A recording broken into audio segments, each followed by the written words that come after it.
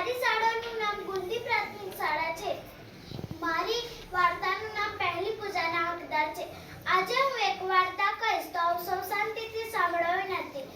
એકવાર દેવોના મનમાં સવાલ થયો કે સૌથી પહેલી પૂજા કોની થવી જોઈએ. આના જવાબ માટે બધા બ્રહ્માજી પાસે ગયા. તેમને પૂછ્યું કે સૌથી પહેલી પૂજા કોની થવી જોઈએ. થોડી વાર વિચારીને બ્રહ્માજી કહે, તમે સૌ પૃથ્વીની પ્રદક્ષિણા કરવા જાઓ.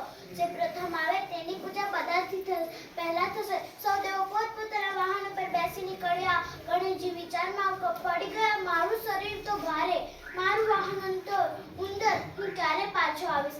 આમ તેમનો ઉપાય જડી ગયો. કૈલાસ પર તેમના માતા પિતા શિવ અને પાર્વતી બેઠા હતા.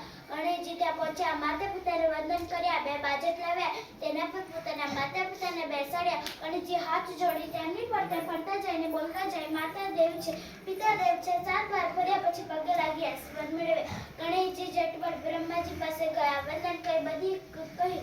થોડી વારે બધા દેવો આવી ગયા. બ્રહ્માજીએ પોતાનો વિચાર જણાવ્યો, પ્રથમ પૂજા ગણેશની થશે. સૌ દેવો નવાઈ પામે, ગણેશ તો ગયા ન હતા. બ્રહ્માજીએ આખી વાત સમજાવી. સૌ દેવોને સમજાઈ ગયું. તેઓ ગણેશજીની બુદ્ધિના વખાણ કરવા લાગ્યા. ત્યારથી ગણેશજી પહેલા પૂજાય છે. આ વાર્તામાંથી આપણને શીખ મળે છે કે જે મા બાપને નમતા નથી, ભગવાનને પણ ગમતા નથી.